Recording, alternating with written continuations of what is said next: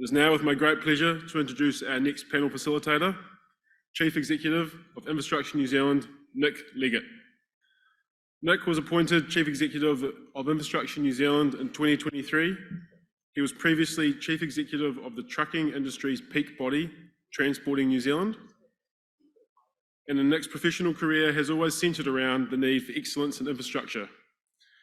As Mayor of Porirua between 2010 and 2016, he understands the importance of great infrastructure to power opportunities and provide a platform for economic growth and social progress.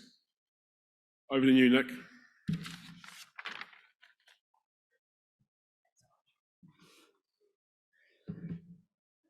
Kia ora tātou. Thank you for that introduction. And it's great to be here today to introduce and facilitate the expert panel that we've got. And there are two key themes that we're looking to explore. It's the opportunity for private capital to accelerate decarbonisation and supporting resilience and adaptation in the transport sector and the related supply chain, so we can keep things moving in the face of more extreme weather events.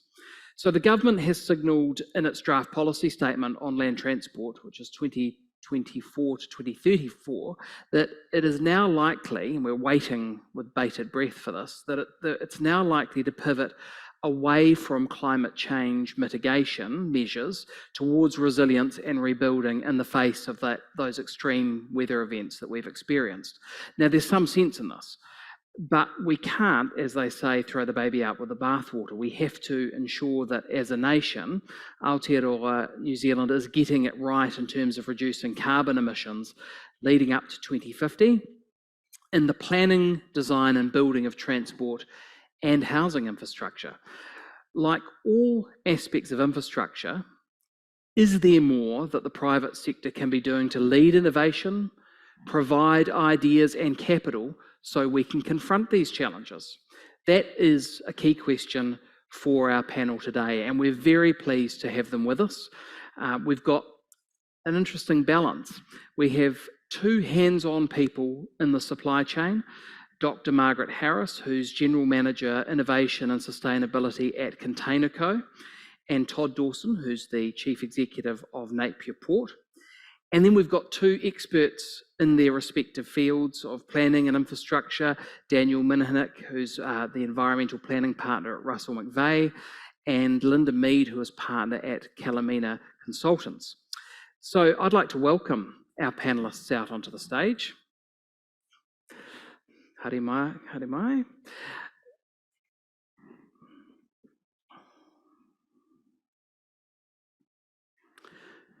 So from the left, Linda, Margaret, Daniel, and then Todd.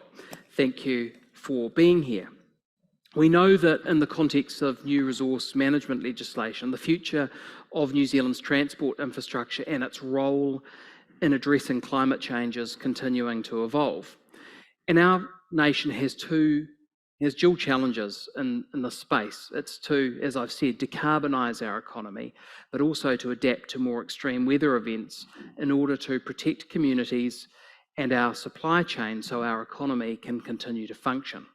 Striking the balance between thinking and leading and investment between government and the private sector is a really important balancing act that we have to get right.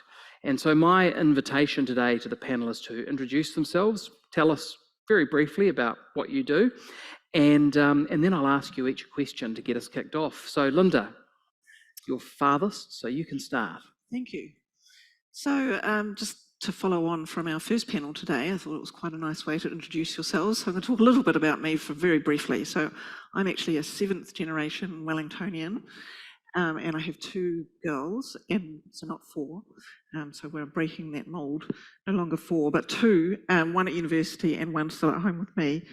I also like to talk about myself as a serial entrepreneur. So my first business actually was starting a childcare centre, early childhood education, which most people wouldn't necessarily pick for me. That's my second business that I got into, was being a partner at Deloitte. And finally, I'm now embarking on an exciting journey to start up a consulting business focused on infrastructure. Thanks, Linda. Tēnā koe, Margaret. Unfortunately for me, I'm deeply uninteresting, so I won't tell you about myself. I'll tell you about a little bit about the job I do. I'm the general manager at Containerco, which is New Zealand's second largest empty shipping container terminal. We process about 500,000 containers a year, basically New Zealand's largest panel beaters. Yeah. Kia ora koutou katoa, no Tamaki Makaurau aho, no wahike o kutupuna, I Pakiki ai aho e Tamaki Makaurau, no Daniel tōku ingoa. I'm Dan Manhinnick, a partner at Ross McVeigh, but really focus on helping a range of infrastructure and other clients navigating through the red tape, green tape, every other tape colour you have under the Resource Management Act, and also advising on the new resource management framework that we have coming down the train tracks at us. Kia ora koutou, Todd Dawson, and I am an immigrant from out of Auckland. So I'll be hearing a lot about Auckland today. I'm an immigrant to the Hawke's Bay, so a little bit like Christchurch, it's very parochial in the Hawke's Bay, and I've been here for 5 years and loving it. I've got a young family and a wife, and I've thoroughly enjoyed the privilege of being the CEO of Napier Port. We've been through a hell of a lot of change over the last 4 or 5 years, and I can tell you that the region is very much invested in a major piece of infrastructure in that region, and it's been a privilege to lead it through that change, which hopefully we'll talk a little bit more about shortly. Yeah, indeed. Thank you for that, for your brief self-introductions.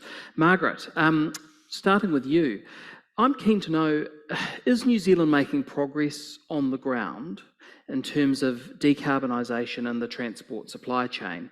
And if so, where and how well are we doing? I've got great news. The answer is absolutely yes. There is a great deal of decarbonisation going on at the grassroots level, often not driven by profit at all. So obviously Containerco has brought in a fleet of New Zealand-built electric trucks, which we are using to shuttle containers around. But there's other companies in Auckland doing great work. So some of you may have heard of Reliance Transport, who have a very complex and very structured plan of decarbonising its complete fleet. And that's not, they're not alone. The hold-up has been the infrastructure underneath it to support that, the uptake of those decarbonisation efforts. Yeah. Right. And I'm just interested to know the drivers of that decarbonisation. Is it government? Is it customers? Is it actually doing the right thing, or is it a mix of? There's never any one reason to do anything. It's always a milieu of factors which build into a decision.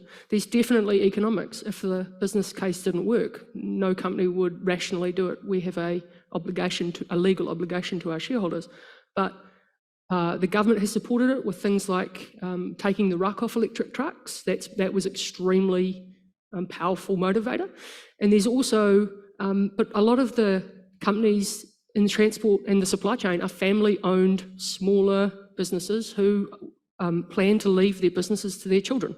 And there's no point in leaving a business to children that will inherit nothing. That's right. Look, thank you. That's great. Dan, if we could perhaps move to you. What do we need to see out of the massive changes to RMA to unlock progress on decarbonisation? And what do you see as the key opportunities and risks there? Yeah, sure. There's, I guess when you step back and you go, well, what are the drivers of innovation in the supply chain and trying to drive resilience? In a lot of ways, hearing the earlier panel, they weren't talking about the planning system driving that change, nor Margaret talking about the planning system driving those changes. And in some ways, it's more about removing roadblocks in that legislation to companies or entities being able to move forward. And so when you look at what the new system offers, at the outset, in terms of the next 7 to 10 years, it's probably risk, cost, uncertainty, litigation, and that's just the transition period of this new legislation. And so there are significant opportunities from a New Zealand Inc. perspective that the new framework offers longer term, as far as having climate change and adaptation and mitigation both really central to decision making, but it's some way off before that's actually going to hit the ground. And so what it means, looking at the nearer term and going what is actually required to drive some of those changes and unlock some of those changes in the near term, it's really about making sure that a lot of the great work that Te Waihanga has done on the National Planning Framework, infrastructure chapter, for example, that's being worked on and developed, that also happens in tandem as far as direction under the RMA, because we're going to be making decisions still under the RMA for still a considerable time, and we need to make sure that those roadblocks in the near term are unlocked, as well as the overall system that needs to change as well. I think that's an important point to note. Thank you. Todd, you have been through it in the Hawke's Bay this year. Looking at the immediate and your medium-term infrastructure rebuild needs, what do you reckon the priorities are for government and the private sector, both in terms of funding these, and how do we build decarbonisation into that agenda? Yeah, sure. So from my perspective, immediately following the recent event with the cyclone, it was giving people certainty that there was going to be support from government, both local government and central government, to actually get on with just re-establishing what we had. And that was really encouraging to start with, that's been communicated, and there's been funding set aside from that, and you can see that some immediate work happening to re-establish critical links and things. And the work that's gone on in that space has been quite remarkable, and what's been just over 3 months since Cyclone Gabrielle hit on February the 13th. And I think, so that's great, but I think longer term, if I think about what's required going forward, for me it's about, and I've heard it repeated many times today in other speakers, is that providing certainty around what is the long-term plan. Certainty for people to be able to come in and actually know that because a lot of these infrastructure projects take a long time. If I sort of draw a parallel to our own experience with recently with the port building a new wharf, that project, 8-9 years in the gestation and actual planning, understanding how we're going to fund it, and then the construction effort as well. That's a long time. But these decisions around building major infrastructure in a port perspective, we're making 50 to 100 year decisions. If I think about the breakwater at Napier Port, the foundation stones on that were laid down in the early 1900s. So providing certainty and a plan around actually what needs to be built and where it needs to be built and how it's going to be built, etc., for future generations is really, really important. And bring that back to what we're thinking about now in the Hawke's Bay, and I think the whole of New Zealand has seen some major impacts from weather events and things recently. If we don't get clarity around actually what we're going to build and what the plan is and how it's going to be supported and funded, and that is interpolitical, party, intergenerational, then I think we're never going to catch up around the infrastructure deficit New Zealand's actually seeing today. Thanks. Yeah, I think listening to that last panel, there is still some reticence around that sort of working across the political aisle on these issues. All of us who are not in these political parties seem to think it's quite easy, but the politicians themselves express are a little bit more cagey.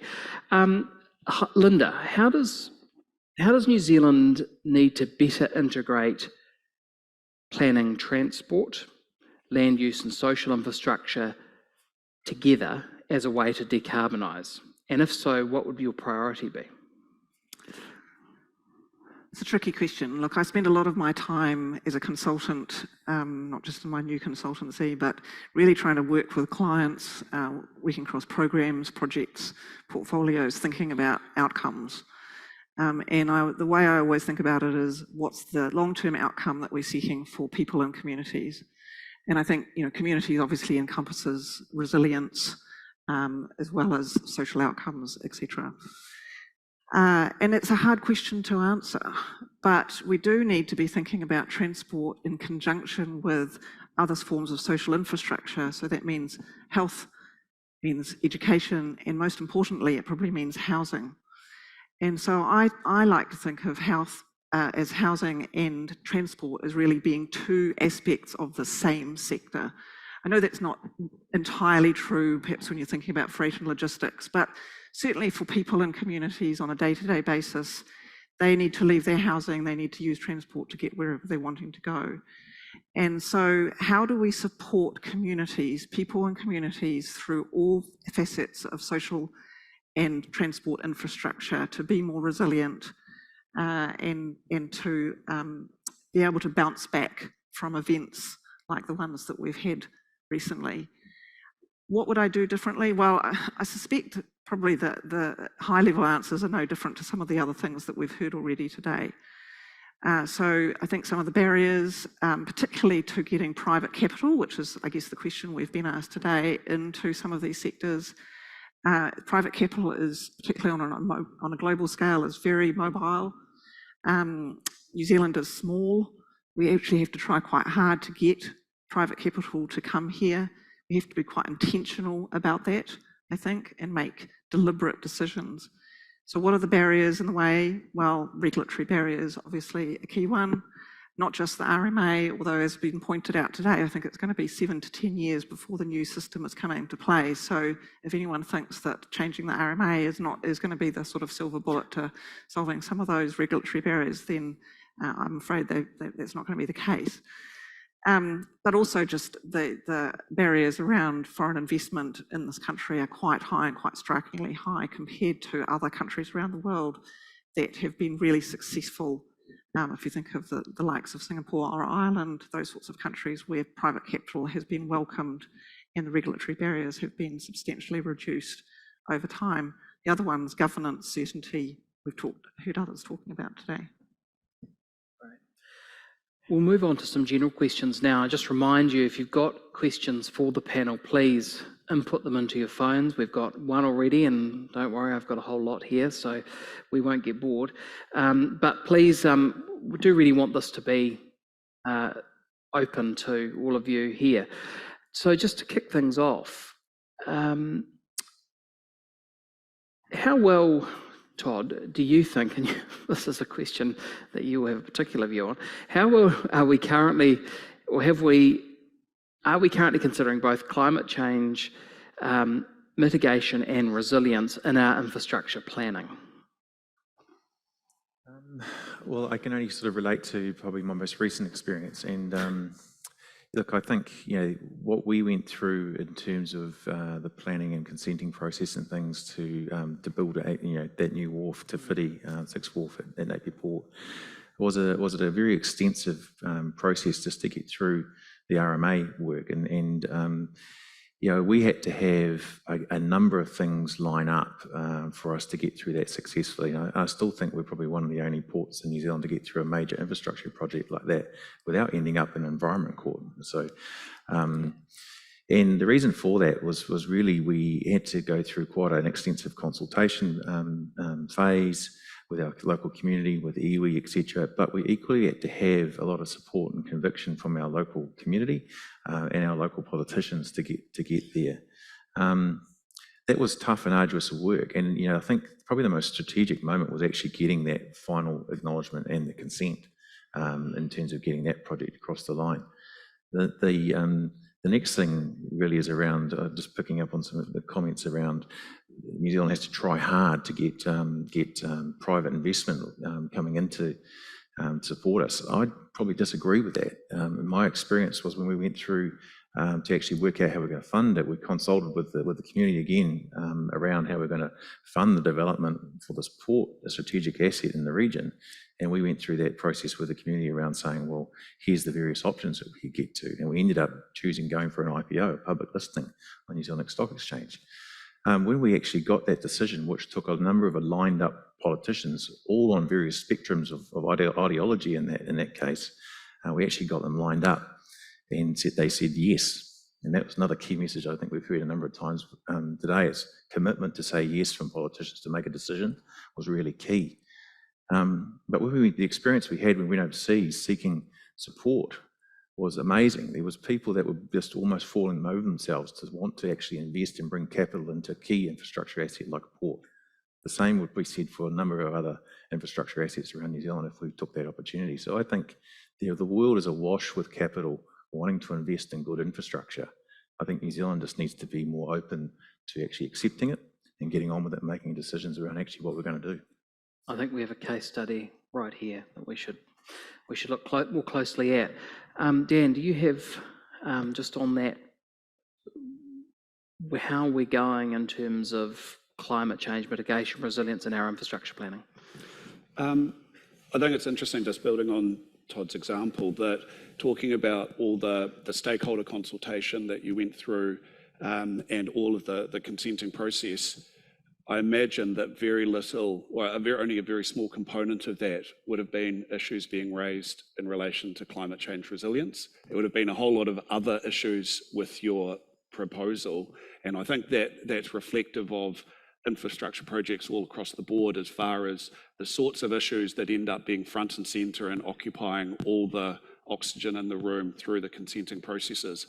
It's not about climate change resilience. I think that moving forward, it is becoming a more important issue for other stakeholders, but it's still well down the pecking order in terms of the issues that are occupying all the efforts through the consenting process. And so I think, as far as the RMA process at the moment, I think it doesn't really lend itself to infrastructure providers who are generally the best people to be able to understand what the climate change risks are that they're facing, and to be able to successfully plan for those, because they are also incentivised to take a long-term view on their assets. And so I think that in a lot of ways, the resource management system at the moment is sort of operating counter to successful climate change resilience and infrastructure planning. Margaret, you don't, the next question's going to really suit you, so you can pass on this one. But you're welcome to answer, so don't. I was just reflecting on you two gentlemen's thoughts, and thinking to myself that the supply chain is a really interesting part of industry, because every single person along it does their own thing as well as they can to the best of their ability, but they don't necessarily have visibility over what everybody else is doing. Yeah. So when some pieces, for example, during COVID, when some pieces come under strain, other pieces can't necessarily communicate to their customers or to the surrounding community why different strains are coming on the system, because they don't necessarily have visibility themselves. I was thinking, especially around the port, you can see that when the cyclone hit, the train was cut, but the port was still able to operate and bring in quite vital goods. So there's a system there that can quite easily cope, but not necessarily with visibility over the other. And that was the only thought that I had on you two gentlemen. Right.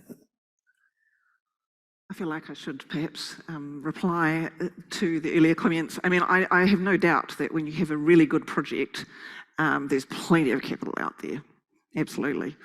And also probably helps private ownership, or at least partial private ownership. Am I right? I'm sorry, I'm not sure of the ownership of Port Napier. What I'm more reflecting on, I suppose, is that general infrastructure, the capital for infrastructure that government might typically fund or partially fund, and also in housing, development capital for housing in those sectors, where it can be quite challenging, I think, to find the capital if one thing we seem to be really good in this country is starting projects. We don't seem to be that good at finishing them or completing them or delivering them. And, so private capital doesn't like that level of uncertainty. Okay, thank you. So just a question that I'll start with Margaret. How do you see digital technology and digital infrastructure assisting in decarbonisation? I would say it's almost the most critical piece. The amount of waste that clear, efficient communication across the supply chain has able to remove already, just from the implementation of a few very basic EDI, which was invented in the 80s. It's been able to remove a vast quantity of waste and double handling out of the system. I would reflect on an earlier panel where Peter Reddy from KiwiRail was talking about his decarbonisation journey. He talked a lot about trains, but the amount of equipment that it takes to load a train and the amount of handling and then running the freight to a railhead, all of those things also need to be part of that system. And that clear information about where that freight is going, how long it's taking to get there, can really cut down on that double handling and waste. It's a big part of the journey. So that visibility that you were talking about that's often lacked, digital better digital information can help you with that. to give you that Absolutely. visibility. I'm a millennial, and information is no good if it's not shared. If you're not sharing information across the chain, then you're hoarding it and it's no value to anyone. I think it's a big part of the journey. Absolutely. Does any other panelists have a new one? Just one comment to add on that, and I think it's that I've been involved in numerous debates and various planning processes about what's regionally significant infrastructure or nationally significant infrastructure, and often infrastructure providers don't do themselves or their colleagues in the industry any favours there, where it sort of is treated as a zero-sum game, where I've been in processes where you've got one electricity saying that they're more important than the telcos, or transmission saying it's more important than distribution, and I despair in a lot of ways when these kind of debates take place, because it's being treated as a zero-sum game when it's not actually, and that resilience of infrastructure networks, it's not each network in isolation, and that need for them to rely on each other is really important, and it's one that by sort of lifting your gaze up and treating all forms of infrastructure and considering them all together will actually yield far better outcomes. Absolutely. Another question from the floor, and this might be more towards you, Todd, but I'm sure other people have some opinions. Coastal shipping is flavour of the month to help address land transport issues. Do our ports have the capacity to match if this idea gained traction? Absolutely, they do.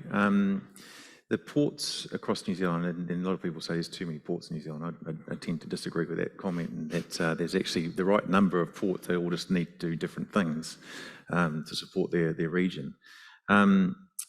The capacity in the port network, from my experience, is not necessarily the issue. The issue is more around the road and rail infrastructure feeding in and out of the ports.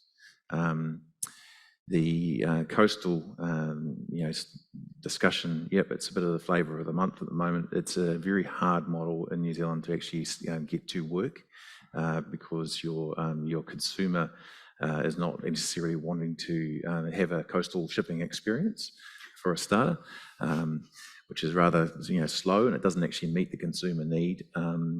And the economics of the coastal model in New Zealand, it's very difficult to make it stack up when you have ships that need to go north-south on an international route anyway. So they're already capacity on the coast. So you could argue there's already a coastal shipping service in New Zealand. It's just branded in a different way. So yeah, I'm not sure about coastal. Most people think about coastal in terms of the container freight task, but actually there is a place for coastal more in the bulk or aggregate type of task of moving freight around New Zealand for sure.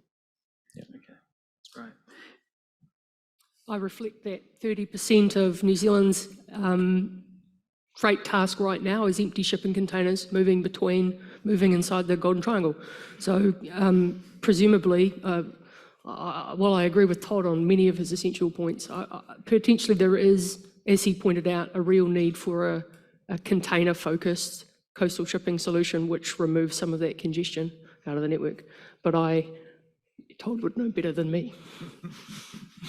And I just think on that as well, it's one where through the greater focus on spatial planning moving forward, there should be a real opportunity for better integration across the coastal shipping network, and it's one where a lot of land-based transport is the key focus of spatial planning in terms of the government's agendas. But again, it's about broadening that gaze, and I think providing certainty to the coastal shipping network where there's occupation consents that are all coming up for renewal in 3 or 4 years' time, and that's again a lack of certainty for that industry that's just providing additional handbrakes to actually being able to focus on the things that will move New Zealand forward.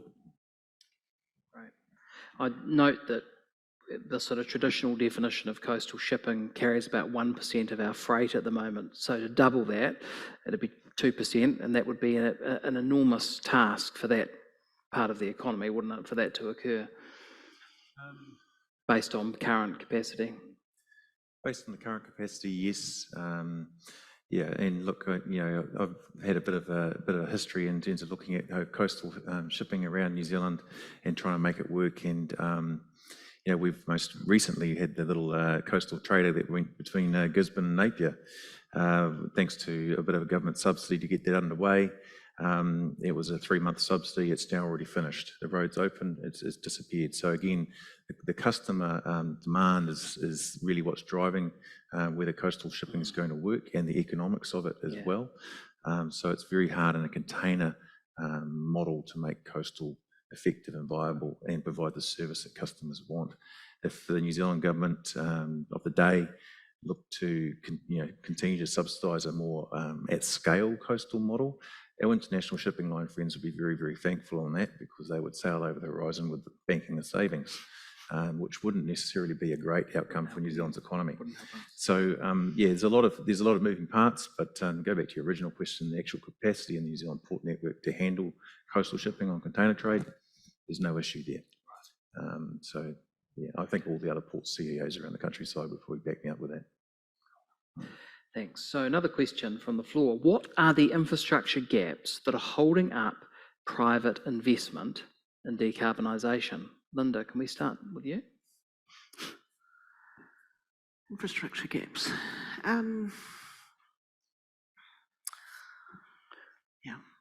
Sorry, I'm.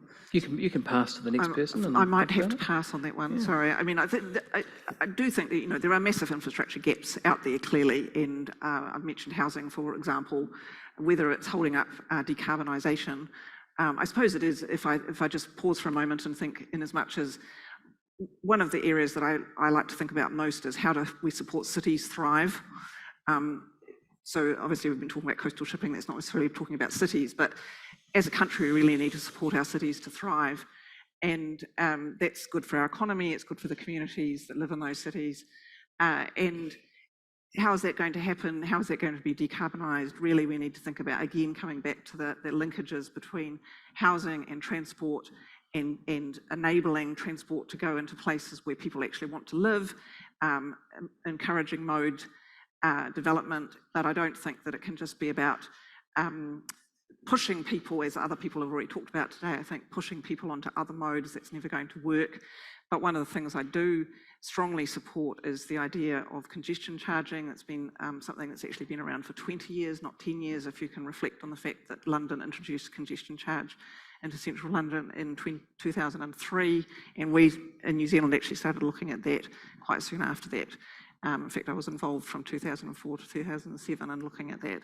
So I think that's probably a gap in the policy environment that needs a lot more rapid progress being made on it, and that will definitely help resilience and decarbonisation. I wonder if that's actually more, we talked about this in the lunch we had, I wonder if that's more a lack of political bravery and courage. will. It's absolutely courage that's required there, unfortunately. Yeah. Margaret, you talked about infrastructure gaps, and I'm interested in your first answer, and I'm interested to know, could you go into a little bit more detail about that? There are many specific examples, so I won't bore anyone, but the obvious one is electric truck chargers. Yeah. If there was more electric truck chargers, there would be more electric trucks. It's a chicken and an egg situation. They cost 180 grand each. So a private company who buys one is making a serious investment, and then there's the trucks on top, which cost an extra 30% more than a standard conventional unit. So the electric truck chargers are really holding things up. The electric truck chargers, that's one thing, but then the underlying electricity infrastructure. So to put an electric truck charger on your site, there needs to be a large electricity cable that goes to your site. So there have been, Containerco specifically, we want to put we have the capital, we have the will, we physically cannot put the electric truck chargers, which we were going to make available to the local community, we cannot put them on a new site because there's just not the cable infrastructure around it that doesn't support that. So that project will be held up who knows how long. The uncertainty means that we can't even pre-purchase. So yeah, in specific, I would say that the electricity, not just the obvious stuff, the visible stuff, the chargers themselves, but the underlying infrastructure of it needs to improve. Thank you, that's very insightful. Yeah, I think I agree with both of those answers. I think if you look at the macro changes that could be made as far as improving our overall renewable electricity generation contribution, there's a whole lot of underlying infrastructure that needs to go along with that. But the other one is really about driving behavioural change amongst consumers, and a lot of that goes into how our cities are shaped and how the urban form of them, and that goes to creating public transport networks, sort of what Dean was saying earlier, that are appealing and driving people to get on the bus or ferry or whatever it might be, rather than getting in their cars. And I think that is really a key gap that is holding us back as a nation. Yeah, I guess I'll just probably echo Margaret's comments as well. Bring it back to the Napier Port situation. We have a view as to how we're potentially going to decarbonise our whole port over time. And I think one of the previous speakers in the earlier panel talked about a bit of a glide path view as to how you might get there. And I've said to my board, look, we can go to emissions zero pretty much tomorrow if you give me another $300-400 million. When we can get there, we'll change out the tugboats to be electric ones. We'll make all the forklifts electric, etc. Because we know where 90% of our emissions are. It's about trying to work out a equitable and a plan that's actually commercially viable to actually transition there over time, and making sure that the technology's there. The infrastructure in our region, and it's probably similar across a lot of parts of the country as well. Even if we wanted to be able to power up the port on electrical power for everything, it's not there, and the cost is exorbitant to get it there. One of the benefits, and obviously I'm a bit of an advocate around private money coming in to fund public infrastructure and things, is that we're seeing now is the greater scrutiny that's applied in terms of our situation from investors as to the commercial investments we're making, but equally in terms of the sustainability pathway that we're on as well. So I think that's another added benefit that can come with a different type of funding arrangement. We've seen many examples, I think, in New Zealand of local government or Crown-owned entities that are particularly well managed in terms of return on capital, but equally the scrutiny and reporting and transparency that those businesses have around these sorts of issues is just very, very lacking. So that's another, I think, added benefit around looking at an alternative way of actually funding our infrastructure needs in New Zealand.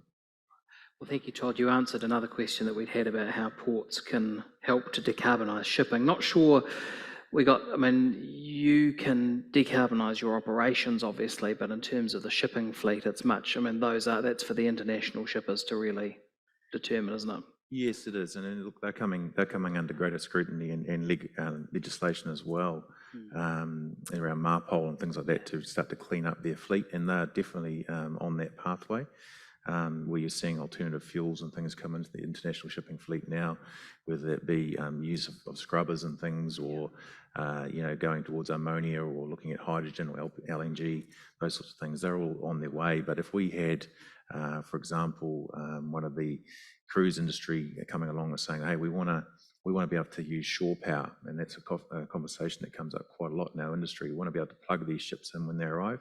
New Zealand simply doesn't have the physical infrastructure to be able to do that. It's just not there. One of those ships can, literally plug it in and power a small city. Yeah. So we're miles behind the game in terms of that sort of capability.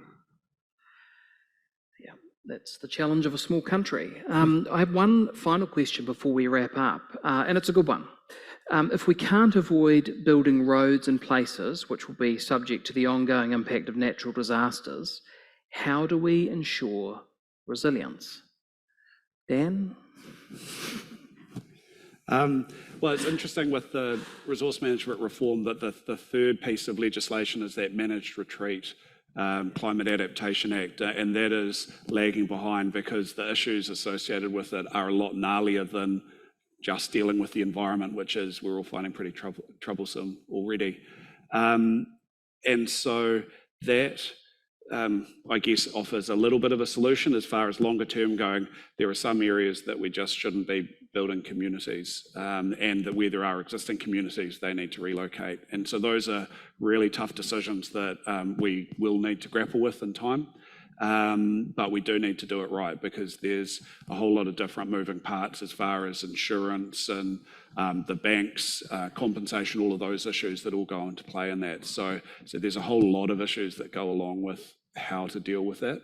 So it's not a case of having a conversation and marching people off their properties. It's Exactly. And then I think the other bit that comes in, which is when there has been a natural disasters like Hawke's Bay and other areas have suffered recently, it's the question of that infrastructure. Does it go back in the same location? Does it go back somewhere else? Are we gold plating it? Are we actually we're going to build it back in the same location, but to a lesser standard with another longer term option available? And there's, again, a whole lot of issues at play there as far as just the cost of it and how you make sure that that is being managed as well. So, yeah, really tricky decisions. Yeah, definitely. Linda? Good. No? Anybody else? We are at time. We're out of time, I think. Yes. No, don't worry. I'll worry about the time. If you've got something to say, we do want to hear it on this last question. Oh, no, look, I don't really have anything to say on that particular topic, but it did remind me, as you were talking earlier about electrical supply, that one of the, in terms of public transport in cities, is bus electrification is quite a hot topic at the moment, and the transition into bus electrification. And it seems to be flavour of the month to say that councils should take back ownership of the buses and the depots and all that sort of thing, because they can then put in electric charging stations to enable the charging of those. I don't think that's the right answer at all. What we actually need is cities that can support electric transport, any mode, whether it's private, heavy goods vehicles or buses, to be charged right across the network. And I noticed recent announcements around New Zealand, but I think there needs to be a much more city-focused strategy. Right. Margaret? No, I have nothing. No. Todd? Look, I think, obviously we're going through a lot of that sort of process at the moment about thinking about what's the right location for whether it's roads, rail, orchards, people's homes and things like that in the Hawke's Bay. And they're really tough, hard conversations to have. But I think, again, the key thing from my perspective is providing people some certainty, certainty so they know how to actually plan their lives and get on with things. But equally, that longer term view of certainty provides confidence for people to come in and invest and build stuff. And I think that's once people get that, then you can sort of can deal with it and move on. But it's certainly a very real challenge in our area, but a real challenge for the whole of New Zealand and indeed probably the globe as we sort of think about these more dramatic climate-related events and how that's going to impact where we build our infrastructure and what sort of resilience it needs to be built to. Yeah. Look, that is all we have time for today, and it is now afternoon tea time, but I wonder if you could join me in thanking our panel. It's been terrific to have you.